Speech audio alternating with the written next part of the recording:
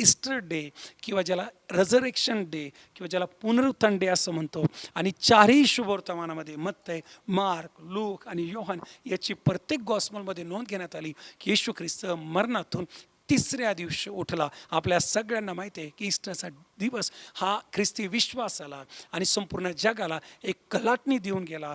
मरणातून कधीच कोणी उठला नव्हता, मरणातून कधीच कोणी उठला नव्हता. फक्त एकच आहे जो मरणावर विजयी झाला. मरण त्याला रोखू शकलं नाही.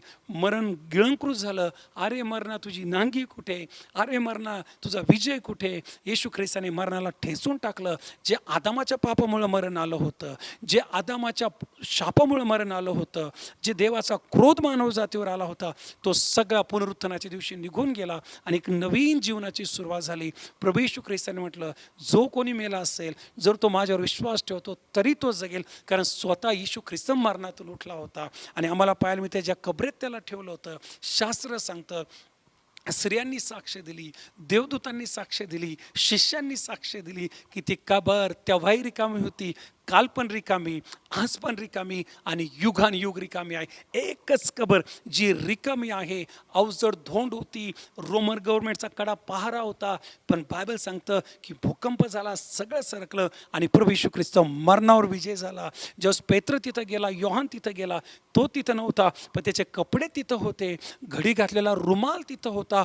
यहुदी लोक जो त्यांचा रुमाल आहे कधीच असं फेकत नसायचे, कारण तो प्रार्थनेचा रुमाल असायचा, तो व्यवस्थित घडी घातलेला होता. प्रभू येशू उठला असावा, उठल्यावर त्यांनी प्रार्थना केली असावी, तो रुमालची घडी घातली असावी आणि मग येशू तिथून अंतर्धाम पावला असावा. आणि म्हणून आम्ही पाहतो प्रभू येशू उठला, त्याने ते सगळे कपडे आवरले आणि तो अंतर्धाम पावला. प्रभू येशू उठला आहे, खरोखर उठला आहे. त्याने स्त्रियांना दर्शन दिलं. देवदूत साक्ष देत आहे, तुम्ही जिवंताचा शोध मेल्यामध्ये का करत आहात. हालेलुया. या शब्दाने मला या संपूर्ण पवित्र सप्ताहाचा आणि या शेवटच्या पुनरुत्थान दिवसाचा शेवट करू द्या की तो उठला आहे, खरोखर उठलेला आहे. मरण त्याला थांबू शकलं नाही, नरक त्याला थांबू शकला नाही, शैतान त्याला थांबू शकलं नाही, शरीर त्याला थांबू शकलं नाही, वधस्तंभ त्याला थांबू शकला नाही, जगातलं कोणीच त्याला थांबू शकलं नाही. का थांबू शकलं नाही?